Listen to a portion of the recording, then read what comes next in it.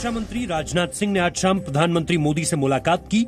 रक्षा मंत्री ने प्रधानमंत्री मोदी को चीन की सीमा पर झड़प के बाद आज के हालात की जानकारी दी।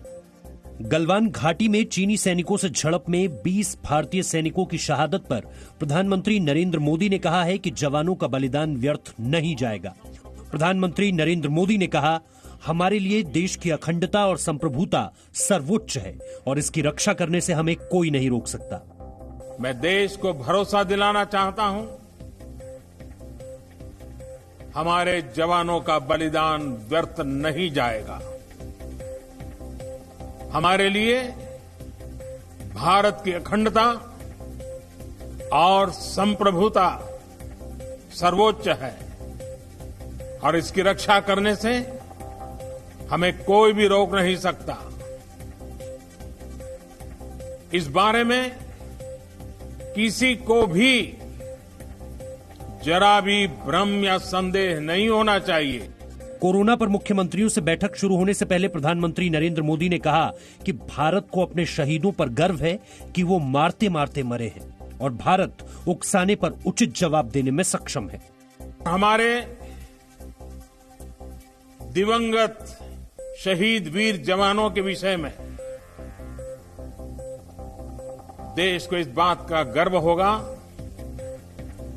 कि वे मारते मारते मरे हैं। प्रधानमंत्री और बैठक में शामिल मुख्यमंत्रियों ने 2 मिनट का मौन रखकर शहीद जवानों को श्रद्धांजलि भी दी। लद्दाख में भारत और चीन के सैनिकों में संघर्ष पर आज विदेश मंत्री एस जयशंकर ने चीन के विदेश मंत्री वांग यी से कड़े शब्दों में आपत्ति जताई। चीन के विदेश मंत्री से फोन पर हुई बातचीत में एस जयशंकर ने कहा कि गलवान घाटी में जो भी हुआ वो चीन की पहले से बनाई प्लानिंग थी और चीन ने जमीनी हालात बदलने की कोशिश की। चीन ने एलएसी पर भारतीय सीमा में बने हुए स्ट्रक्चर को नुकसान पहुंचाने की कोशिश की, जिसके बाद ये विवाद हुआ।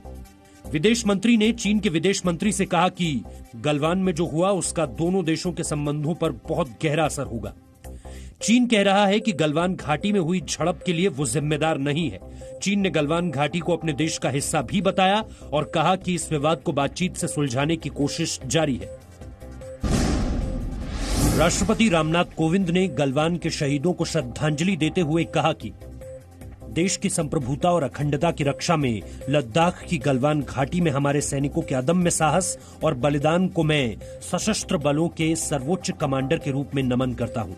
हमारे वीर सैनिकों ने भारतीय सशस्त्र बलों की सर्वश्रेष्ठ परंपरा का निर्वहन किया है। उनके परिवारों के प्रति मेरी गहरी शोक संवेदनाएं। सेना प्रमुख मनोज मुकुंद नरवणे ने भी शहीदों को श्रद्धांजलि दी। जनरल नरवणे ने कहा कि जवानों की शहादत व्यर्थ नहीं जाएगी और देश की रक्षा में जवान मजबूती से खड़े हैं। रक्षा मंत्री राजनाथ सिंह और गृह मंत्री अमित शाह ने भी शहीद सैनिकों को विनम्र श्रद्धांजलि दी है। कांग्रेस सांसद राहुल गांधी ने चीन के मुद्दे पर सरकार को घेरा है। राहुल ने गलवान घाटी में 20 भारतीय सैनिकों की शहादत पर ट्वीट कर रक्षा मंत्री राजनाथ सिंह से सवाल किया कि आखिर उन्होंने संवेदना जताने में 2 दिन का वक्त क्यों लगा दिया। इससे पहले राहुल गांधी ने प्रधानमंत्री नरेंद्र मोदी की चुप्पी पर सवाल उठाया था। 2 दिन पहले हिंदुस्तान के 20 सैनिक शहीद हुए, उनको उनके परिवारों से छीना गया। चाइना ने हिंदुस्तान की जमीन छीनी है, हमारी जमीन हड़पी है। प्रधानमंत्री जी, आप चुप क्यों हैं? आप कहां छुप गए हैं? कांग्रेस अध्यक्ष सोनिया गांधी ने भी सरकार से पूछा है कि चीन को भारत की जमीन पर कब्जा करने में सफलता कैसे मिली। प्रधानमंत्री को सामने आकर देश को सच्चाई बतानी चाहिए कि चीन ने हमारी सरजमी पर कब्जा कैसे किया और 20 सैनिकों की शहादत क्यों हुई। मौके पर आज की स्थिति क्या है। शिवसेना ने भी सरकार से पूछा है कि चीन को जवाब कब मिलेगा। पूरा देश लद्दाख के शहीदों के शौर्य को सलाम कर रहा है। शहीद सुनील कुमार का पार्थिव शरीर आज पटना पहुंचा। उन्हें श्रद्धांजलि देने के लिए बड़ी तादाद में लोग इकट्ठा हुए। शहीद कर्नल सुरेश बाबू का पार्थिव शरीर भी उनके घर तेलंगाना के सूर्यापेट पहुंचेगा। उनका अंतिम संस्कार कल किया जाएगा। बिहार के सहरसा में शहीद कुंदन कुमार के घर पर मातम है, लेकिन परिवार वालों को बेटे की शहादत पर गर्व है।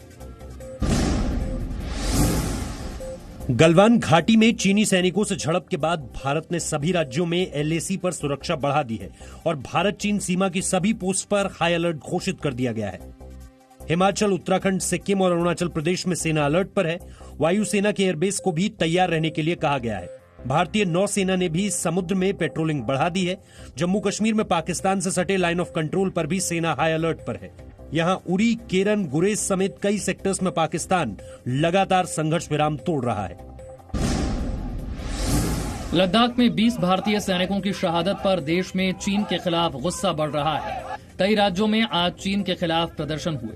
जम्मू कश्मीर में लोगों ने चीन के राष्ट्रपति का पुतला जलाया और जवानों के बलिदान का बदला लेने की मांग की। कोलकाता में भी लोग चीन के खिलाफ गुस्से में थे। लोगों ने चीन के राष्ट्रपति शी जिनपिंग की तस्वीरों को आग लगा दी। लखनऊ में भी व्यापारियों ने चीन के खिलाफ प्रदर्शन किया।